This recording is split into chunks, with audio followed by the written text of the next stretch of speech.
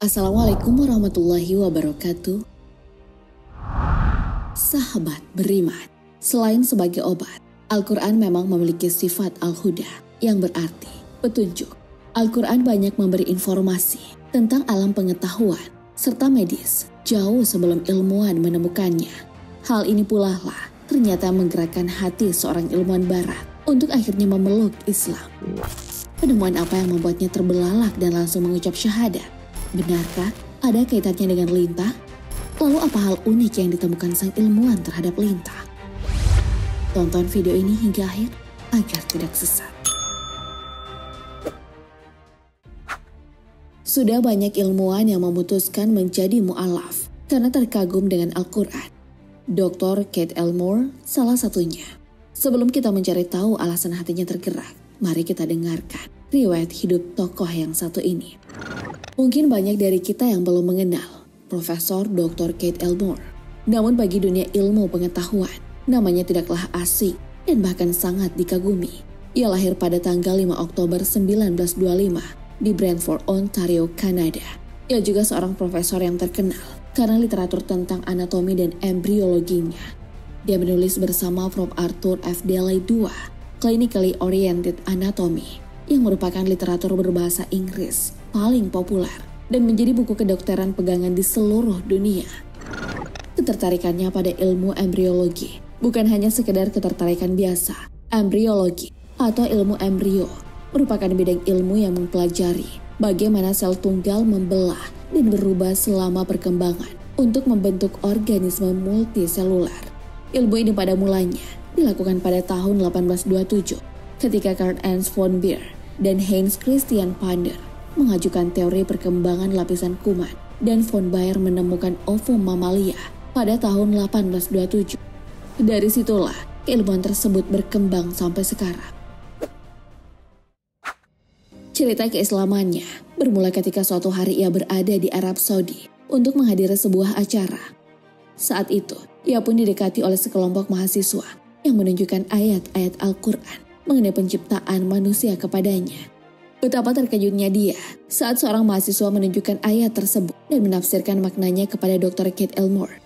Ternyata apa yang ada di dalam ayat tersebut adalah sebuah fakta ilmiah yang baru saja ia temukan. Nabi Muhammad pasti pernah menggunakan mikroskop untuk mengarang ayat ini.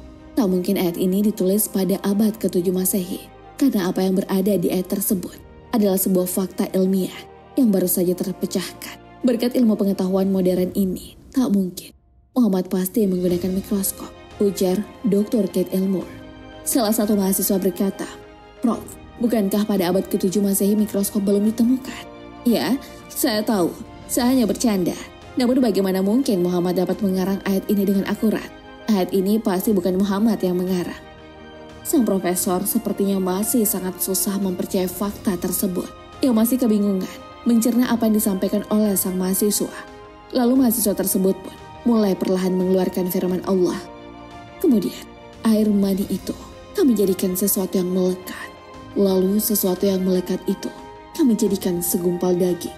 Dan segumpal daging itu kami jadikan tulang belulang. Lalu tulang belulang itu kami bungkus dengan daging. Kemudian kami menjadikannya makhluk yang berbentuk lain. Maha suci Allah, pencipta yang paling baik. Al-Quran Surah Al-Mu'minun ayat 13 hingga 14. Profesor Keith yang mendengarnya merasa kagum dengan apa yang ditulis di dalam Al-Quran, yaitu kitab suci umat Islam. Sang prof pun menceritakan bagaimana pengalamannya mengkaji Al-Quran selama 3 tahun terakhir setelah bekerja sama dengan Komite Embriologi dari King Abdul Aziz University di Jeddah, Arab Saudi, membantu mereka menafsirkan banyak pernyataan dalam Al-Quran dan as-sunnah yang mengacu pada reproduksi manusia dan perkembangan janin. Pada awalnya, Prof. Keith merasa heran dengan akurasi laporan yang ditulis pada abad ke-7 Masehi, yakni sebelum ilmu embriologi ditemukan. Apabila diamati dengan lebih cermat, kata alaqah dalam pengertian etimologi dapat diartikan sebagai segumpal darah dan juga bermakna penghisap darah, yaitu lintah. Pada 7 hingga 24 hari pertama, tidak ada perumpamaan yang lebih tepat untuk embrio. Pada tahap itu, selain mengumpamakannya dengan lintah, embrio itu seperti menghisap darah dari dinding uterus. Karena seperti itulah adanya, embrio makan dari aliran darah Dan hal tersebut serupa dengan lintah yang menghisap darah seperti halnya janin. Ia juga memakan dari sari-sari makanan yang terdapat dalam darah ibunya. Profesor Kate melanjutkan penelitiannya. Ia menemukan keajaiban embrio yang baru ia sadari. Jika embrio diperbesar menggunakan mikroskop pada tahap itu, bentuknya akan sama seperti lintah. Dan hal tersebut tak mungkin diketahui Muhammad yang hidup di masa itu dengan pengetahuan dan teknologi yang terbatas. Yang jelas, itu adalah wahyu yang datang dari Allah Subhanahu wa Ta'ala melalui perantara malaikat Jibril, ungkapnya. Ayat tersebutlah yang membuat sang profesor akhirnya memeluk agama Islam.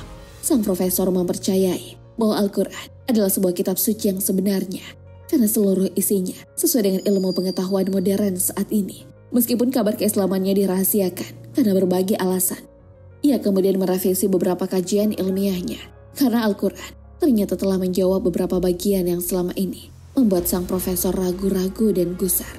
Ia merasa materi yang ditelitinya selama ini terasa belum lengkap atau ada tahapan dari perkembangan embrio yang kurang. Al-Quranlah yang melengkapi referensi karya ilmiah penelitiannya yang ia pernah lakukan selama puluhan tahun. Masya Allah. Namun meski keislaman Prof. Kate pada awalnya dirahasiakan, ia terus mendapat pertanyaan dari banyak pihak terkait agama barunya tersebut. Pada tahun 1990, saat ia membawakan sebuah mata kuliah di Universitas Illinois, Prof. Kate akhirnya membeberkan alasannya menjadi seorang pengikut Nabi Muhammad SAW. Prof. Kate kembali menjelaskan bagaimana keluarganya dulu mendidiknya secara Kristen. Namun sang ayah selalu menekankan untuk menghargai semua agama. Sejak kecil, ia sudah terbiasa dididik oleh sang ayah bahwa dengan apapun agama yang kita pegang, yang paling utama adalah menjalankan amalan-amalan tersebut. Hanya caranya saja yang berbeda. Karena itulah, bagi Prof. Kate, ia tak terlalu merasa kesulitan ketika akhirnya harus memeluk Islam. Ia juga mempercayai bahwa Muhammad adalah sosok yang hadir untuk menyampaikan kebenaran dalam Islam. Sebagaimana Yesus juga memiliki misi yang sama dalam agama sebelumnya, Kristen. Karena itu pula, tak ada kesulitan baginya ketika mendengarkan bagaimana Al-Quran menjelaskan banyak makna yang tak ia ketahui sebelumnya. Selain itu, hubungan dengan Allah juga bukan menjadi hal yang sulit dilakukan oleh Kate, karena ia juga pernah menyembah sosok lain sebelumnya. Sehingga sebagai seorang ilmuwan, ia pun merasa bahwa apa yang disampaikan Al-Quran memanglah sangat berkaitan dengan apa yang telah disebutkan oleh ilmu pengetahuan.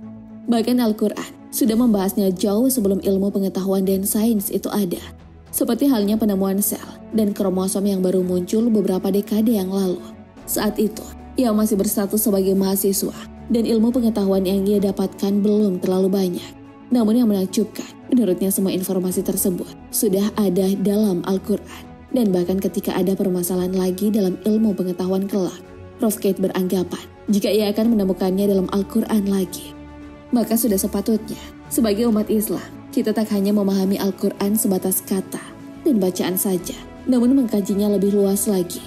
Al-Quran mendorong manusia agar mengembangkan kemampuan berpikir seimbang dengan kemampuan berzikir mengingat Allah. Al-Quran menginspirasi perkembangan ilmu pengetahuan dan mengajarkan peran dan tanggung jawab manusia yang diberi amanah ilmu.